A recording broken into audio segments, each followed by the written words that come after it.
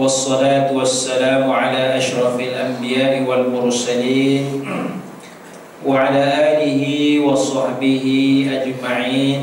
سبحانك لا علم لنا إلا ما علمتنا إنك أنت العليم الحكيم. رب اشرح لي صدري ويسر لي أمري واحلل عقدة من لساني يفقه قولي. سبحانك لا علم لنا إلا ما علمتنا إنك أنت العليم الحكيم. ولا حول ولا قوة إلا بالله العلي العظيم. أما بعد. Tuan-tuan dan puan-puan sidang jemaah, moga-moga kita dirahmati Allah Subhanahu wa taala. Malam ni kita masuk pada muka surat 37, bab yang ketiga, berkenaan dengan makanan. Jadi mula sudah kita bicarakan tentang masalah persaudaraan di antara orang Islam dengan bukan Islam, di antara hubungan seseorang anak yang Muslim dengan ibu bapa yang bukan Muslim. Mesti anak tu walaupun sudah masuk Islam masih lagi bertanggungjawab sebagai seorang anak, masih lagi bertanggungjawab sebagai seorang anak, sebab hubungan kekeluargaan tidak terputus dengan sebab perbezaan agama. Ya, walaupun kita baru masuk Islam, adik kita Kristian, dia tetap adik kandung kita. Walaupun ibu bapa kita beragama Buddha, mereka masih tetap ibu bapa yang mengandung dan melahirkan kita. Jadi benda tu tak akan terputus. Dia akan terputus di akhirat nanti. Di akhirat la ansaba bainahum yawma idzin. Pada hari akhirat nanti tidak ada nasab keturunan di antara mereka. Kita dengan mak bapak kita tak ada nasab, dah putus habis dah. Itu pada hari akhirat. Pada hari akhirat tak ada dah. Sekarang kita masih ada hubungan lah. Pak kita mati, mak kita mati, kita masih ada hubungan sebagai anak. Masih lagi kita boleh berdoa kepada Allah untuk mereka kan. Apa benda tu tak terputus. Bahkan dalam hadis Nabi SAW, Nabi sebut antara amalan yang tak terputus ialah waladun salih yad'ulah, anak yang Muslim, anak yang beragama Islam yang mendoakan untuk ibu bapanya. Jadi maknanya bila ibu bapa kita meninggal dunia, kita tak terputus lagi, masih ada hubungan lagi. Tetapi bila sampai di akhirat, habislah, putuslah. Allah Ta'ala dah kata tidak ada hubungan lagi. Yauma yafirrul mar'u min akhihi wa ummihi wa abihi wa sahibatihi wa banihi likulli imri'in minhum yauma idzin sya'nun yughni. Hari itu larilah. Seseorang lari daripada ibu bapa dia, lari daripada pasangan dia, lari daripada anak-anak, saudara dan sebagainya. Sebab apa? Sebab masing-masing sibuk dengan urusan mereka yang tersendiri. Jadi kalau kita ada kawan-kawan yang baru masuk Islam, ahli keluarga bukan Islam, kita kena pesan, kita kena nasihat supaya dia tetap menghubungkan silaturahim dengan keluarga yang bukan Islam. Kita kena pesan supaya dia berbuat baik kepada ibu bapanya yang bukan Islam. Katalah dia asal Cina kan, keluarga Cina, budak masuk Islam, mana tahun baru Cina ni dia kena ziarah lah. Makan besar kan, makan besar dia makan besar, tak ada apa. Sebab itu bukan keluarga, dia bukan keluarga. Katalah sabut tahun baru Cina ni pi tokong dia, yang tu urusan agama, yang tu tak payah ikut lah. Mungkin pergi sekali pergi hantar lah, mak bapak dia pergi hantar dia, tu bukan luar lah kan. Baca lah Quran tepi pintu tokong tu, baca Quran. Mak dia naik lah atas nak sembahyang tu, itu hal mak dia. Sebab itu urusan agama mak dia. Habis mak dia sembahyang 10 minit, 15 minit, mak dia turun, masuk kereta, jalan balik, tak ada masalah. Dia hantar tu tak ada masalah. Katalah tak ada siapa nak hantar mak dia, mak dia nak pergi tokong kan, ataupun Kristian, mak dia nak pergi gereja rehat, tak ada siapa, telefon dia dah masuk Islam dah.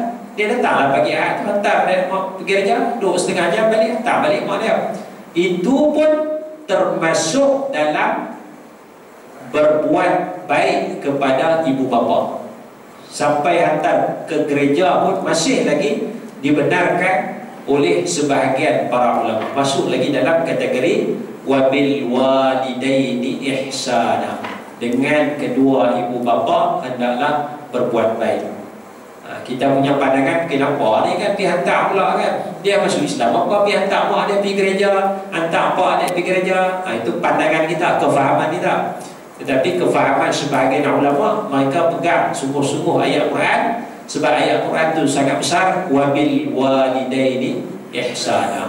Dia cuma tak boleh masuk dalam amalannya, amalan agama dia tak buatlah, amalan agama dia tak buat, tapi kekeluargaan itu tidak putus ya. Baik, malam ni kita tengok sikit masalah makanan, fiqh makanan.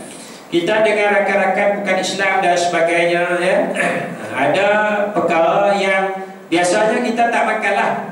Biasa kita tak makan, bukan kata orang bukan Islam bagi makan, kita nak makan sekali pun kita rasa tak lalu kan. Ya, duduk kedai mamak kan, kedai mamak tu semua boleh masuk. Kedai Melayu mungkin orang bukan Islam jarang masuk sikit, tapi kedai mamak ni semua bangsa boleh masuk kan. Masya Allah kan. Cina ada, India ada, Melayu ada, orang macam-macam agama ada boleh masuk. Ada tak kita rasa boleh tak kita duduk sekali kita makan dengan orang Kristian, dengan orang agama Buddha duduk satu meja makan kedai mamak kan? Kita rasa macam mana? Tak rasa kan? Kita rasa perasaan, wallahu a'lam lah, perasaan masing-masing kan. Ada orang tak ada masalah, ada orang dia tak peduli langsung halal haram, dia tak peduli langsung, dia balur je. Bukan kata kedai mamak, kedai yang tak halal pun dia balur apa. Satu kita tak kira tu, orang tu kita tak pakai, sebab itu tidak ada parameter agama dia. Ini kita sebagai orang yang dekat dengan Islam, kita sembahyang sehari semalam 5 waktu, kita mengaji dan sebagainya. Jadi kita ada tak perasaan tak lalu, perasaan tak boleh makan kalau kita makan bersama-sama dengan orang bukan Islam. Jadi sini soalnya bukan soal dia beragama apa ya? Sebab dalam makanan ni kaedah dia sangat mudah. Kaedah dia kita nak pastikan makanan itu halal ataupun tidak. Kaedah pertama kita nak pastikan makanan itu halal ataupun tidak. Halal dari sudut zat. Halal dari sudut zat. Maksudnya apa? Maksudnya dalam makanan tu ada tak benda-benda yang haram? Ada tak daging babi? Ada tak ayam tak sembelih? Ada tak unsur-unsur yang haram masuk dalam tu? Dalam nasi ke, dalam mi goreng ke, capotiau ke, potiau goreng ke, apa ke? Ada tak benda-benda yang haram? Benda yang haram, itulah kita biasa babi, daging kera, kalau ada diajak makan kera ke, sup kera ke, apa lagi? Ular ke, makan ular ke. Lepas tu apa lagi? Benda tak sembelih lah. Ayam tak sembelih, kata pun ada dua pandangan juga. Kata ada dua pandangan di kalangan ulama ya? Ada ulama kata haram, ada ulama kata halal ya? Ulama kata haram adalah sebab buang alam dan sebagainya, tapi dia ada satu hadis. Ada satu hadis Nabi kata la taqtulud difda'a, jangan kamu bunuh kata.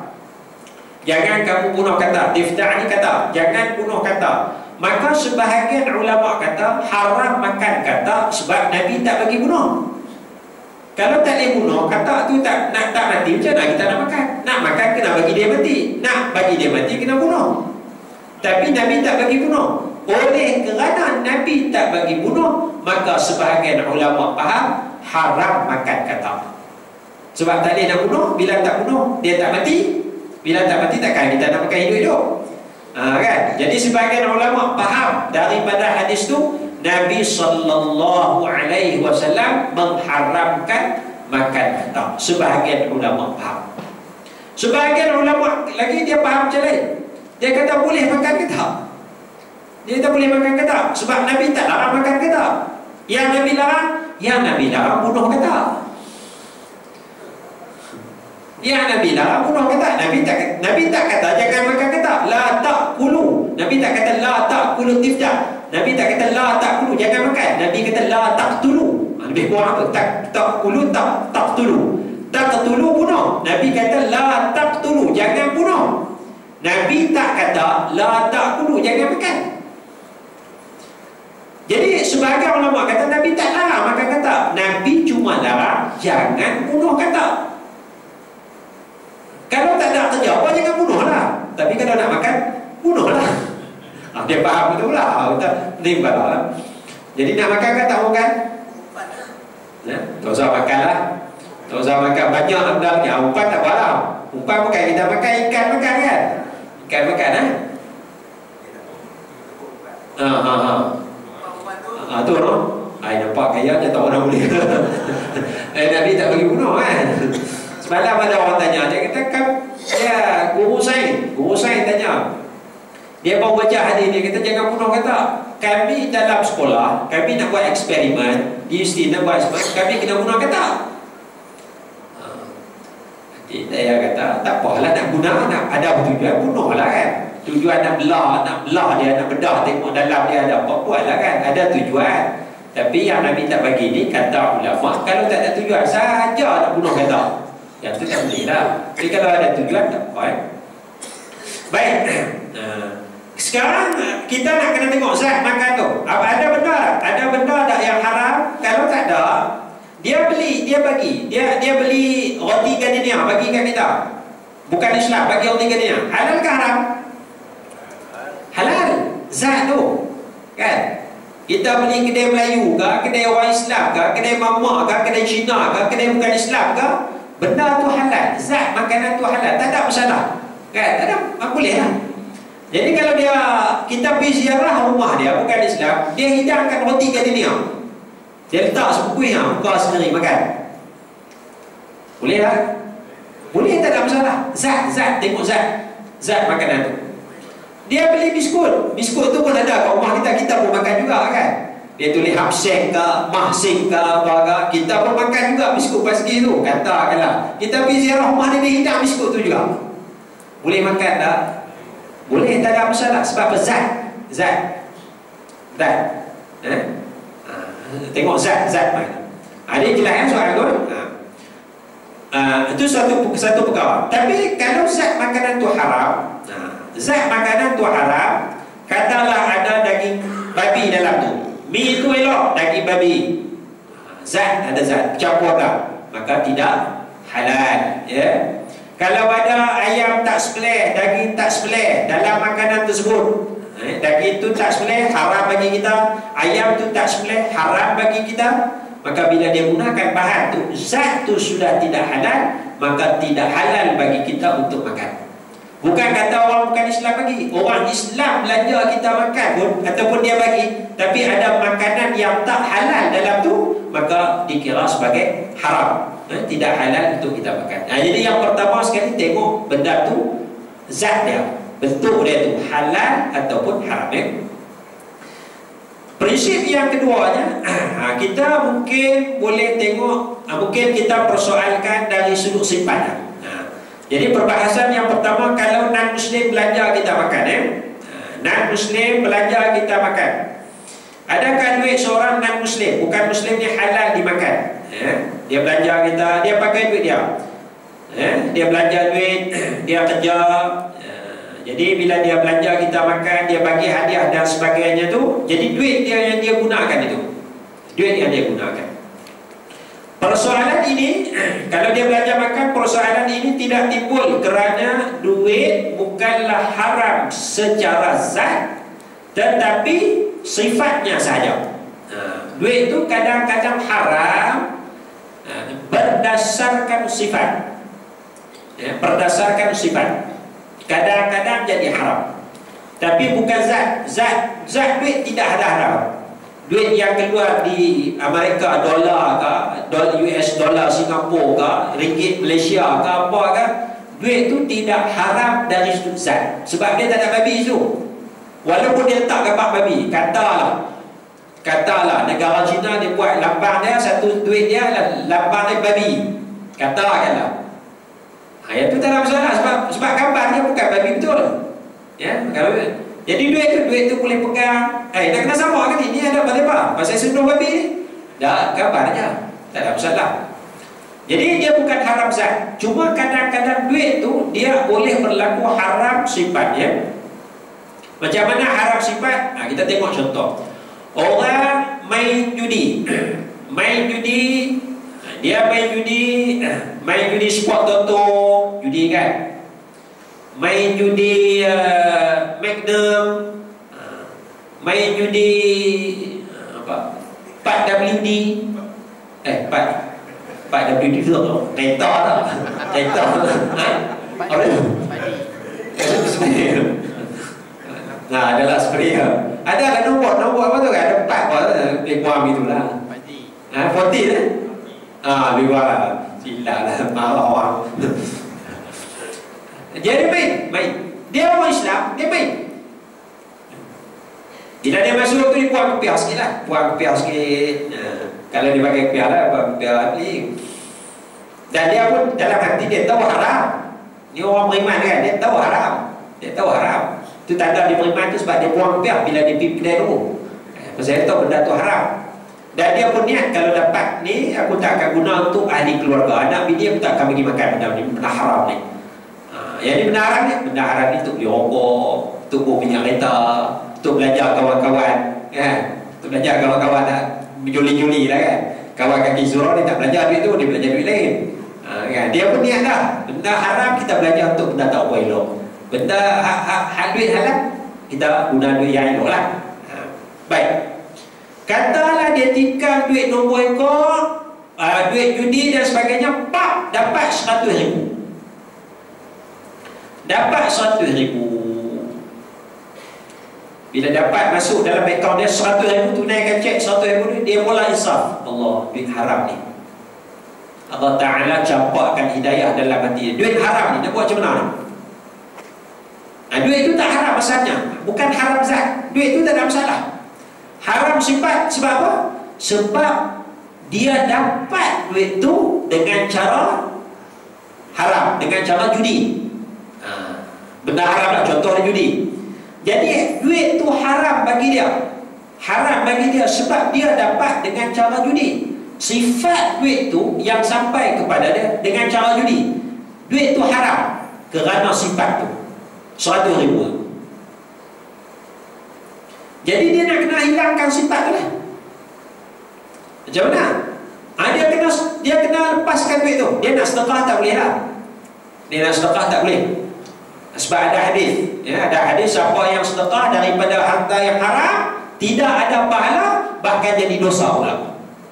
Jadi dia nak sedekah tak boleh. Sebab benda haram. Duit haram. Jadi dia kena lepaskan duit tu. Lepaskan macam mana? Lepaskan bagi ke orang lah. Jumpa pengurusi surau Al-Hijrah, Haji, saya ada duit saya nak bagi. Duit saya nak lepaskan. Banyak mana? 100 ringgit. Pengurusi kata tak usah jumpa saya lah. Tung tu ada, masuk dalam tung tu lah. Masuk dalam tung tu lah. 100 ringgit. Dah bukan 100 ringgit, 100,000. 100,000 tak apa dia jumpa. Ingat 100 ringgit masuk dalam tung lah. Kita dah tung lah kan. 100,000. Jadi pengurusinya katanya lah, duit benar, duit halal kan, duit haram kan, duit bersih kan, duit tak bersih kan. Dia nak bagi, dia nak lepaskan duit, ambil lah, balut, sapu. Kalau boleh tu sekarang-sekarang, dia jangan contoh ke orang. Pengurusi kata jangan contoh ke orang tau. Dah hari jangan beritahu saya seorang. Contoh kan. Jadi dia lepaskan duit, bagi kat surau. Masuk dalam akaun surau, katakan masuk dalam akaun surau. Jadi duit tu datang, duit tu asal duit judi, dapat kepada orang main judi, haram kan. Sekarang duit tu dia lepaskan kepada surau, dia bagi kepada surau. Ada lagi judi lah, sifat judi ada lagi tak? Tak ada lah kan. Ni duit judi, mak dapat kat kawan ni, cara judi, kawan ni dia tak boleh guna duit ni, haram bagi dia, dia lepaskan kepada surau. Dia tak ada judi lah tu, dia lepaskan, bukan dia boleh judi dah. Sifat judi tu dah hilang lah. Tapi kalau duit tu masih ada kepada dia yang main judi, mana simpan tu masih ada lagi, tak boleh lah. So dia lepaskan kepada surau. Dia lepas surau, save kan, save lah duit tu. Jadi surau boleh guna lah. Tapi janganlah guna buat kapten semua ni, buatlah tandas-tandas ke kan, buat tang jalan ke, ataupun budak nak main magic. Duit kita ada 100,000 ni, duit tak apa nak bersih orang bagi ke kita. Duit ada 100,000, ada orang susah ke apa ke, budak nak pergi, kita pakai duit ni lah senang. Okey lah kan. Kalau tak mau, kita pakai bagi pula. Surau pakai bagi seorang-seorang. Surau nak bagi kat AJK seorang-seorang. Allowance kan. Untuk bulan ni kita bagi allowance. Biasa tak ada allowance. Dan bulan ni kita ada duit lebih banyak sikit, duit tak apa nak elok orang bagi ni, kita nak bagi allowance bulan ni. Contoh. Tak ada masalah. Dia dah daripada surau, dia lepaskan pula kepada orang lain pula dengan pemberian kepada AJK surau. Ya. Itu dah simpan. Simpan tu sudah berubah, ya. Jadi sini dia boleh bagi pada orang. Lepas tu satu surau tu, ada seorang yang nak bagi duit 100,000. Orang ahli politik, dia duit tak apa nak elok lah. Tak tahulah dia ambil duit rasuah ke apa ke. Jumpa dengan satu surau tu, jumpa dengan pengusi bendahari, bagi tahu saya ni nak bagi duit ni berapa, 100,000. Tapi duit tak apa nak elok sikit. Duit tak apa nak elok. Jadi faham lah, kawan dia ni politik, faham duit tak apa nak elok, dia rasuah lah. Duit rasuah. Jadi pengurusi dengan bendahari bincang macam, kami ni tak mau terima ni duit tak apa nak elok ni.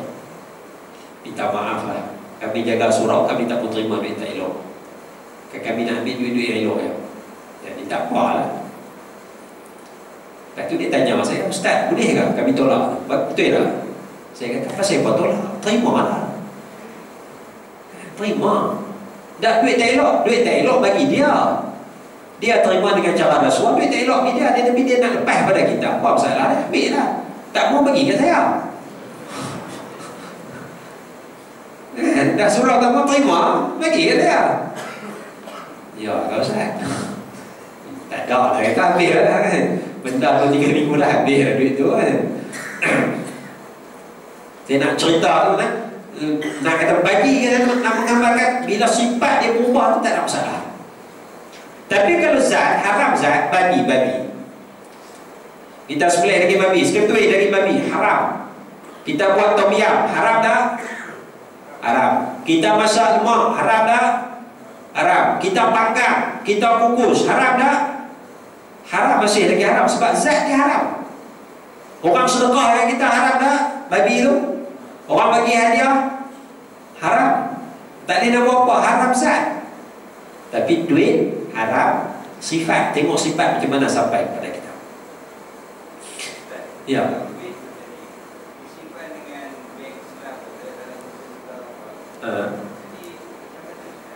Duit haram tu, duit haram simpan dengan pelaburan. Kita buat pelaburan keuntungan tu, sama ada boleh guna ataupun tak boleh guna. Jadi sini ada perbahasan di kalangan ulama. Ada ulama kata boleh ambil, ada ulama kata tak boleh ambil. Ada ulama kata boleh ambil, ada ulama kata tak boleh ambil. Katalah dia mencuri, dia terima rasuah duit 100,000, dia simpan buat satu pelaburan. 100,000 tu duit rasuah, dia tak pakai, simpan tiap-tiap tahun dapat bonus, dapat dividen, sampai 10 tahun dia rasa insaf, duit ni haram ni. Tapi dalam tu dah ada 200,000 lah, dah beranak-beranak jadi 200,000. Dia terima rasuah dulu berapa? 100,000. Sekarang sampai 10 tahun tiba-tiba jadi 200,000 dah, untung dah 100,000. Ada ulama kata 200,000 tu semua tak lihat, haram bagi dia. Tapi ada ulama kata yang haram hanya 100,000 saja. Yang 100,000 tu lagi dia boleh ambil, untung tu dia boleh ambil. Kita pilihlah yang mana-mana. Sebab dia ulama bincang dalam konsep bagaimana bank Islam yang beranak daripada bank konvensional. Bank Islam, bila nak buat bank Islam, dia modal daripada bank konvensional. Modal konvensional begini kan, bank sebelum mana bank Islami nak buat bank Islami tu, bank konvensional yang bagi modal, bagi berapa? 500 juta. daripada konvensional. Kan? Tapi dia mana situ faham apa? Boleh, tak ada masalah. Kan? Ada ulama tak setuju, dia nak cari modal yang Mesir juga. Ada ulama kata tak apa, boleh. Jadi sini masalah tu, ada ulama kata tak boleh, ada ulama kata boleh. Tapi jalan yang lebih selamat bagi agama kita, tak boleh lah. Tak boleh, itu paling baik. Itu ada hadis, ada hadis pada muka surat 39. Kalau kita nak buat, nak jaga agama kita, hadis yang kita boleh pegang, kata Rasul sallallahu alaihi wasallam, la yablughul 'abdu an yakuna minal muttaqin hatta yad'a ma la ba'sa bihi hadran mimma bi ba'sun. Riwayat Imam Tirmidzi, kata Nabi sallallahu alaihi wasallam, tidaklah seorang hamba, la yablughul 'abdu, tidaklah seorang hamba dapat mencapai an yakuna minal muttaqin, tahap golongan yang bertakwa. Hamba yang beriman, hamba muslim. Nama kita mukmin muslim, itu asal, mukmin muslim. Kemudian dia ada sifat mukmin yang bertakwa ataupun sifat mukmin yang tidak bertakwa. Ya, kita nak jadi orang yang bertakwa. Seorang hamba yang beriman kepada Allah, yang mentauhidkan Allah, yang melaksanakan perintah Allah, tidak menjadi muslim yang bertakwa. Bila? Dia tak akan jadi muslim yang bertakwa hatta yada'a ma la ba'sa bihi, hinggalah dia meninggalkan benda yang tidak ada apa-apa. Mana benda tak ada masalah apa, boleh lah. Dalam masalah tadi ada ulama kata boleh, ada ulama kata tak boleh. Kalau dia nak sampai tahap golongan yang benar-benar bertakwa, dia tinggalkan benda yang macam tu, hadram mimma bi ba'sun, kerana bimbang, daripada benda yang ada masalah. Jadi ada ulama kata haram, ada ulama kata tak haram. Kalau dia nak jadi betul-betul nak jaga warang dia, takwa dia tinggalkan pendapat yang kata harus tu, kerana bimbang benda tu tidak harus. Kan? Tak apalah. Tapi kalau ada orang nak ambil pendapat yang harus, tak apa, tak ada masalah. Tapi kalau dia individu, dia ambil pandangan yang lebih ketat sikit lah. Ambil pandangan yang lebih ketat. Tapi untuk fatwa, kita kena bagi pandangan yang lebih ringan. Untuk fatwa, mufti dia tak boleh bagi pandangan yang ketat, sebab mufti nak bagi pandangan kepada semua orang. Tapi kalau individu, mufti itu individu, dia nak beramal dengan yang ketat, tak ada masalah. Kan? Katalah mufti fatwa kata ASP halal. Jadi nak mudahkan anda tadi dia. Tapi tanya mufti masuk dah ASP. Kali mufti kata saya tak nak masuk ASP. Dan mufti kata halal, pasal kau tak masuk. Mungkin dari sudut dia tak mau masuk, sebab bagi dia haram ni, bagi dia. Tapi dia kata haram untuk dia. Bila nak fatwa, dia nak tengok masyarakat, dia fatwa kata halal. Untuk dia mungkin dia kata tak apa elok, syubhah ataupun haram. Tapi bila dia nak fatwa untuk orang, dia kena ambil pandangan yang lebih ringan.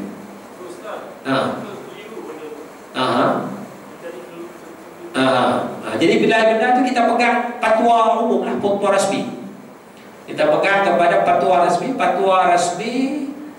daripada negeri Selangor kata haram, negeri Kedah kata harus halal, Perak kata harus halal, Terengganu kata harus halal, Kelantan haram ke harus? Muzakarah fatwa kebangsaan harus. Jadi kita boleh pegang, tak ada masalah, boleh masuklah. Ini sebab tak ada masalah. Walaupun ada individu kata haram, tapi individu yang kata haram pun bila dah muzakarah fatwa kebangsaan kata harus halal, dia tak ada masalah, peganglah dengan muzakarah fatwa kebangsaan. Konsep dia macam tu. Sebab dia nak ada masalah, jaga masalah dan sebagainya. Apa saja pegang. Kita tak akan bertanggungjawab lagi lah, sebab kita sudah ada keputusan rasmi. Tapi kalau kita nak lebih warak, kita ikut Selangor lah. Selangor kata haram. Tapi jangan marah orang masuk. kawan kita masuk, adik-adik kita masuk. Ni apa siapa masuk ni? Haram SB. Jangan. Sebab fatwa kata harus. Fatwa kebangsaan kata harus. Muzakarah fatwa kebangsaan. Fatwa negeri lain kata harus. Tak ada masalah. Kita nak pegang haram, silakan. Tak ada masalah. Jadi dia bukan macam saya nak pegang fatwa kata haruslah Allah. Itu tak boleh. Sebab confirm mu'tamad, tapi ASB tak confirm, tak mu'tamad. Ada perbezaan. So kita boleh pilih mana-mana. Baik, balik pada muka surat 38. Contoh haram sifat. Haram sifat, ya. Keharusan Rasulullah sallallahu alaihi wasallam makan makanan pemberian non muslim adalah Nabi sallallahu alaihi wasallam tidak makan hasil sedekah. Ya, Nabi tidak makan pemberian sedekah. Apabila tamar disedekahkan, Nabi sallallahu alaihi wasallam tidak makan buah tamar tersebut. Nabi tak makan. Tetapi apabila buah tamar dihadiahkan, Nabi sallallahu alaihi wasallam makan. Buah tamar yang sama. Buah tamar yang sama. Yang diberikan, katanya orang yang bagi itu dia belum Islam lagi. Dia cuma nak test Muhammad ni Nabi suruh ke bukan Nabi ke? Sebab yang dia mengaji dulu, Nabi akhir zaman dia tak makan sedekah, tapi dia makan hadiah. Jadi kawan ni datang daripada jauh merantau, dia nak pastikan, nak cek suku-suku. Dia tak cerita pada siapa-siapa. Dia datang bawa buah tamar, dia beritahu ini sedekah. Bila dia beritahu ini sedekah, Nabi pegang, Nabi ambil, tapi Nabi tak masuk mulut sebab Nabi tak makan. Nabi agih-agihkan kepada sahabat. Esok dia datang bawa buah tamar juga, dia beritahu ini tamar hadiah. Tamar hadiah. Semalam tamar sedekah, hari ini tamar hadiah. Nabi ambil, Nabi makan. Jadi dia confirm, okey, betul. Dalam kitab tu, dalam pendeta kata Nabi akhir zaman tak makan hasil sedekah, tapi kalau bagi hadiah dia makan. Betul? Baru dia masuk Islam. Sedangkan buah tamar dia sama. Pemberian daripada orang yang belum beriman lagi. Tapi tamar zat dia elok, zat dia tak ada masalah. Cuma sifat tu, sifat datang. Ya. Jadi tengoklah kalau duit, ya, duit satu kata haram sifat tu, haram sifat, bukan haram zat, haram sifat. Ya, perubahan duit itu. Tapi walaupun kita kata haram sifat, dia jangan kita buat komplot. Kita tikam nombor ekor main judi menang 100,000. Haram dah? Haram. Kita pun bagi kat kawan kita, aku ada duit haram 100,000 ni, aku pindah akaun hang, aku bagi kat hang 100,000. Hang bagi kat tu imam bagi balik kat aku. Dia aku bagi komisen seorang 10%. Itu dia okey tu. Itu dia komplot. Kan? Dia okey, saya menang duit judi, Okey. 100,000 pindah masuk akaun. Pak masuk akaun, pindah kat tu imam pindah kat pengurusi pindah kat dia. Jadi bersih balik lah. Money laundering. Dia dah komplot. Dia komisen lah. Seorang 5% kan 10%. Yang tu tak mau lah. Ya, sebab yang tu kalau macam tu duit apa pun tak ada masalah kan, juta tak ada. Jadi dia jangan guna, dia lepas duit tu kan. Tak ada apa-apa komplot, tak patah balik duit, tak ada. Lepas tu sebagai hukuman bagi dia kerana buat benda haram, main benda haram, hasil tu tak dapat pada dia. Ya, kalau saya main benda haram dapat duit 100,000, saya tak boleh manfaatkan. Lepas tu kan. Cuma manfaat cara hukum boleh lah, bagi kat surau buat tandas. Boleh lah guna tandas tu, tak ada masalah lah. Sebab tu umum. Tapi nak patah balik cara khusus pada saya tu tak boleh. Sebab duit tu asalnya adalah haram bagi saya. Jadi kalau non-Muslim belajar makan, kita tak tahu dia toke judi ke, dia ada kedai, dia pun main judi, kita tak tahu. Ni duit hasil perniagaan dia ke, duit dia main judi ke, kita tak tahu. Jadi kalau dia nak belajar makan, kita tengok dia nak belajar kat mana. Kedai mama, okey, kedai mama ni halal, tak ada masalah. Ni duit dia belajar ni, kita terus sama-sama. Sebab makanan tu, duit dia belajar tu, dan hasil tu dapat pada kita dengan cara dia belajar. Halal kan? Halal, tak ada masalah. Kita terus tanya, tuan coach ni duit mana ni? Duit kedai ke duit judi ni? Terus tanya. Dia nak belajar cukup, tak ada masalah. Ya. Nah begitu juga perbahasan kedua, makan. Tengoklah makanan, zat dia. Zat tu, makanan dia bawa catering. Katalah ayah Cina ni dia buat catering Muslim, dia panggil ramai orang Islam, dia buat catering Muslim. Tak ada masalah, kita makan je lah. Sebab kita siqah, kita percaya kepada catering Muslim tu sudah memadai. Ya. Tapi kalau dia buat catering bukan Muslim, yang tu kita tak boleh. Kita tak minum ayam kosong, minum ayam orange je lah. Pergi rumah dia datang je jauh kan. Pergi bayar rumah dia bagi buat keramaian ke apa, sebagai rakan sepejabat, sebagai dia bos kita kan, kita tengok tak ada. Semua ayam pun catering, tengok catering bukan Muslim. Maknanya kita lebih yakin lah memang tak halal ni kan. Dia kata ayam sembelih, yalah ayam sembelih, tapi siapa masak kan, dia guna bahan dan sebagainya. Jadi situ kita berah kepada memang tak halal dah makanan ni, sebab dia guna catering bukan Muslim. So kita takkan minum ayam. Kalau ada orang tiga dunia, balon orang tiga dunia dengan ayam oren tu je lah kan, nak makan juga kan. Baik, perbahasan ketiga, majlis buka puasa pun tak ada masalah. Dia katalah dia nak buka puasa bersama dengan kita, ataupun dia puasa, dia nak puasa pun tak ada masalah. Sebab puasa dia bukan ibadat orang Islam semata-mata, tapi dia ibadat agama-agama yang lain. Kutiba alaikumus siyam kama kutiba alal ladzina min qablikum. Diwajibkan ke atas kamu puasa sebagaimana diwajibkan ke atas umat-umat sebelum kamu. Jadi umat sebelum orang Islam pun, mereka pun ada ibadat puasa. Buddha pun ada ibadat puasa dan sebagainya. Jadi katalah dia nak buka puasa, dia pun puasa juga daripada pagi. Katalah dia pun puasa daripada pukul 8 pagi habis sampai petang, dia nak buka puasa sama-sama. Tak ada masalah. Dia nak belajar, tak ada masalah. Pastikan kedai itu kedai yang halal, itu sudah memadai. Perbahasan yang keempat, haiwan sembelihan bukan Muslim. Sembelihan bukan Muslim, bukan ahli kitab. Ini kita ada dua kan. Satu ahli kitab, satu bukan ahli kitab. Kita ambil dulu malam ni bukan ahli kitab. Mana bukan ahli kitab? Lain daripada Yahudi, lain daripada Nasrani. Contoh orang agama Hindu, dia sembelih, lembu, lembu dia tak sembelih, kambing, dia sembelih ayam, orang agama Buddha, sembelih ayam dan sebagainya. Jadi oleh kerana dia bukan Muslim, yang bukan ahli kitab, dalam fiqh kita, dalam fiqh, wa tahillu zakatu kulli muslim wa kitabi wa la tahillu dhabihatu majusiyyin wa la wathani.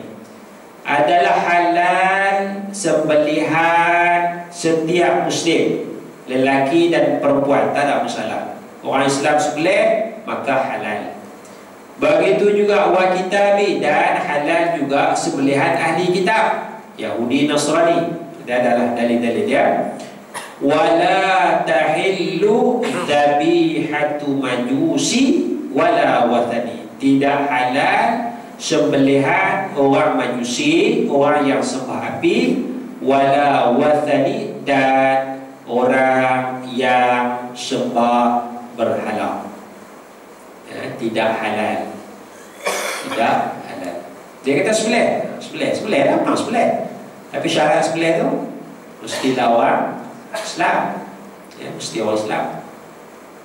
Kalau kita pergi India sembelih. Yang pergi India, kalau pergi India yang sembelih, kalau pergi Pakistan sembelih, dia sahabat-sahabat kita daripada jemaah tabligh. Yang tu dia sembelih elok. Dia bagi impor mana India, Allah India tak Islam. Dah. Kalau dia fikir kata halal tu, dia jemaah tabligh. Dia sembelih, dia lapar, dia semua hanya ujung panjang ni. Nak sopan hanya ujung panjang. Yang tu tak ada masalah, halal, confirm halal. Dia sembelih kambing ke apa, tak ada masalah, halal.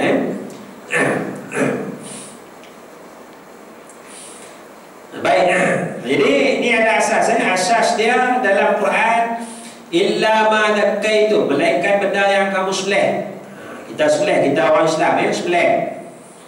Syarat lain sembelihan harus dimakan ialah sembelihan dilakukan kerana Allah, bukan dengan sebab-sebab yang lain. Jadi kalau dia agama Hindu, dia tak ada Allah, dia tak sebut nama Allah, dia sebut nama patung Vishnu ke apa-apalah ya, patung-patung dia dan sebagainya.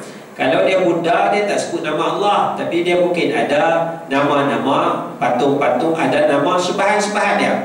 Sebab mereka tidak menyembah Allah, bahkan mereka beribadat kepada Tuhan-Tuhan selain daripada Allah Subhanahu wa ta'ala. Jadi Allah Ta'ala dah sebut dalam surah Al-An'am ayat 121, A'udzu billahi minasyaitonir rajim, wa la ta'kulu mimma lam yuzkar ismullahi alaihi wa innahu lafisq.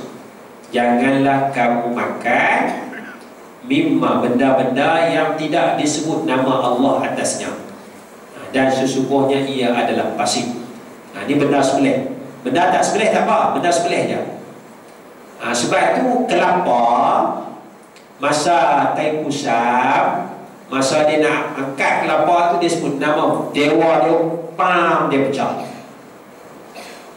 Dia tak sebut nama Allah waktu dia pecahkan kelapa tu. Halal lah.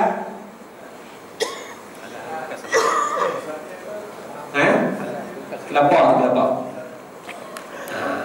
Tak, dia sebut nama dewa. Halal. Sebab kelapa tidak perlu disembelih. Halal. Yang Allah Ta'ala tak bagi tu benda kesembelih. Jadi masa Taipusam ni kelapa banyak, kita tak payah soal lah kelapa ini kelapa mana ni. Nampak tak apa sama ni. Orang belah dengan parang sama elok kan, dipecah sana. Ni kelapa batu kif lah. Tak payah lah, kita ambil je lah. Sebab walaupun dia sebut nama dewa dia, bukan nama Allah, tapi dia bukan dalam benda sembelih. Zat dia kelapa halal, dia sebut nama. Kita pergi masuk hutan, jumpa tokong ada buah limau, dia sembah kan, buah pisang. Masa kita budak-budak, remaja dulu, makan tak? Makan. Dia sembah kat dewa dia, dia sebut nama dewa dia, kita makan. Pasal apa?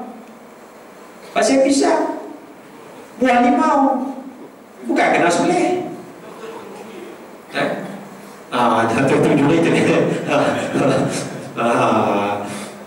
satu yang satu mungkin kita dapat curi, tapi satu lagi benda tu kalau kita tak makan pun membazir.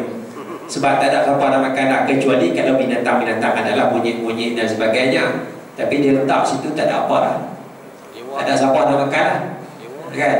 Orang ingin makan, tak ada jin nampak tak makan. Kalau ada jin makan pun benda tu tak akan hilang, memang ada kat situ juga kalau jin makan, kan? Sebab jin makan disuruh maknawi je, kan? Jadi Nasyid kata halalnya benda tu, walaupun dia bersembah nama dewa sekian-sekian, buah limau, buah pisang, buah apple, buah anggur dan sebagainya, dia tidak menjadi haram walaupun dia sebut nama dewa. Sebab apa? Sebab tidak sembelih, tidak perlu pada sembelihan. Jadi yang kelapa Taipusam tu, okay, tak ada masalah, ya. Tempat ayat ni bicara masalah benda yang kena sembelih, benda yang kena sembelih. Perbahasan yang kelima, wallahu a'la wa a'lamu bis-shawab. Ada apa nak tanya? Ya. Apa? Ya.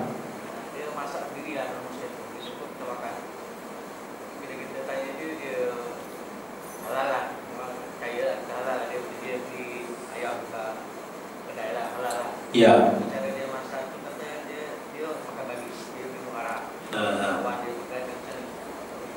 Baik, soalan kita pergi rumah bukan Muslim, dia masak mi goreng, kita nak pergi rumah dia petang, minum petang, pukul 5 petang, lepas sembahyang asar kita sampai rumah dia, so dia hidang mi goreng.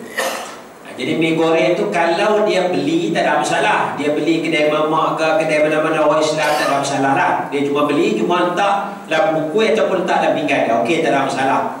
Sekarang dia kata mi ni dia masak sendiri.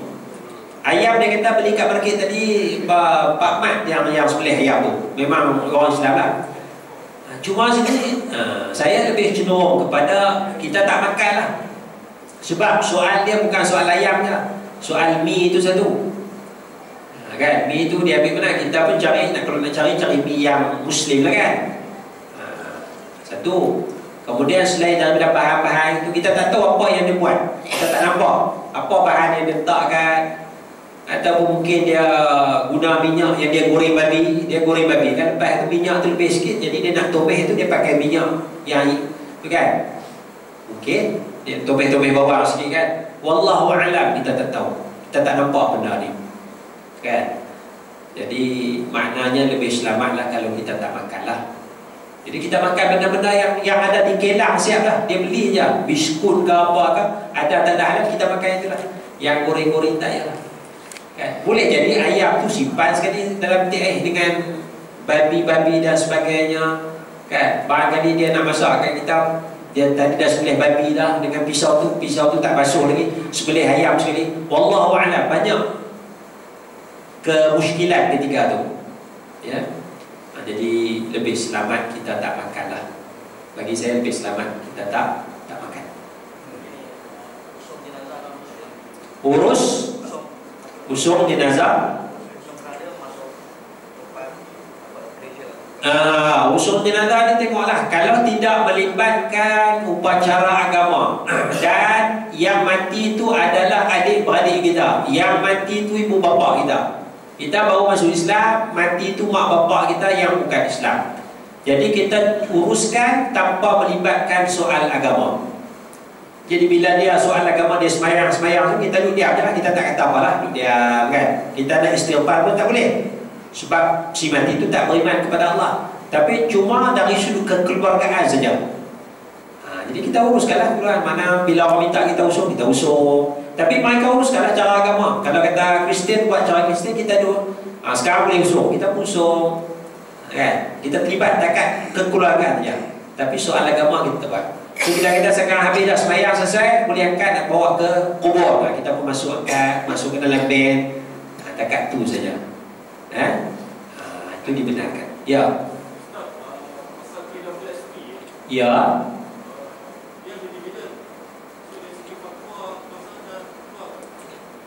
Fatwa, tak ingat, siapa ingat fatwa dividen KWSP? Saya tak ingat. Tak ingat. Tapi dia ada panel syariah tak? Ada. Tak apa. Nanti barang itu kita tengok sekali lagi lah bulan depan, tengok macam mana dividen KWSP. Berapa persen? 4% kan? 4%. Duit KWSP itu tak kacau, tak ada masalah. Itu duit kita, duit majikan kita, dia carut pada kita, tu tak ada masalah. Duit dividen tu. Cuma yang saya ingatnya, dia ada kaedah pembersihan. Sebab dia pelaburan itu bercampur dengan ada kaunter-kaunter yang tidak halal, maka kita bersihkan sebahagian. Ada cadangan, dia bersihkan. Kalau tak salah saya, keuntungan itu bersihkan 30%. Sebab dia tengok kaunter dia melapor tu banyak mana. So dia minta bersihkan 30% daripada keuntungan yang kita dapat. 30%. Sebab dia mungkin tengok 30% kaunter tidak halal, so bersihkan 30%. Itu saya ingatlah. Jadi maknanya yang tu bolehlah kita ambil tu. Bila kita dapat nanti duit tu, keuntungan tu, kita bersihkanlah 30%. Ya ya.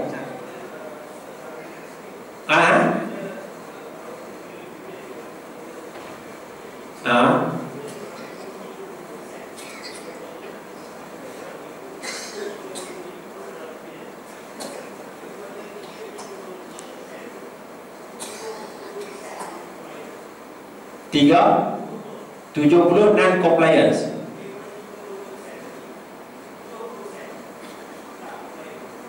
Macam mana tak faham? Tak faham.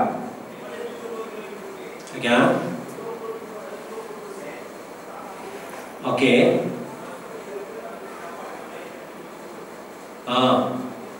Jadi kita kena bersihkan 50%.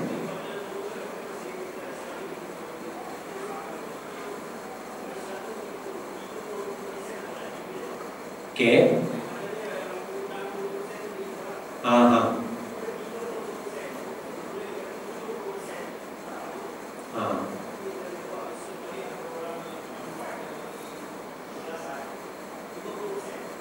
Jadi maksudnya bila dapat dividen, jadi contoh 35,000 ringgit dividen dapat, bukan bersih semua tu lagi ya, tak bersih. So dibuat kajian, ada kata 70% kaunter tak halal, tapi buat lagi kajian 50%. Maknanya kita kena keluar 50% daripada 35,000. Tadi saya kata 30% kan. Jadi ada kajian kita, pada bacaan kita 50%. Jadi separuh lah. Ustaz Zalim, ada Zalim. Jadi ada kajian tu, mana tu lah, lebih kurang lah 50% tu. Jadi benda tu akan berubah. Sebenarnya dia akan berubah lah. Tahun ni banyak ni, tahun ni banyak ni, akan berubah lah. Jadi cuma sekadar, jadi mula-mula tadi kata 70%. Lepas tu buat pula kajian ni 50%. Jadi mungkin akan meningkat balik, mungkin akan kurang balik. Jadi kita harap yang tidak patuh syariah tu makin kurang, makin kurang, makin kurang, makin kurang. Kita harap macam tu, ya, insyaAllah. Ya. Apa dia? Ahli kita zaman sekarang, insyaAllah kita akan sambung bulan depan, perbahasan yang kelima insyaAllah, ya. Wallahu a'la wa a'lamu bis-shawab. Subhanakallahumma wa bihamdika asyhadu an la ilaha illa anta astaghfiruka wa atubu ilaik. Assalamualaikum warahmatullahi wabarakatuh. Kalau ada siapa nak kumpul lepas sembahyang ni lah, ada sikit-sikit lagi.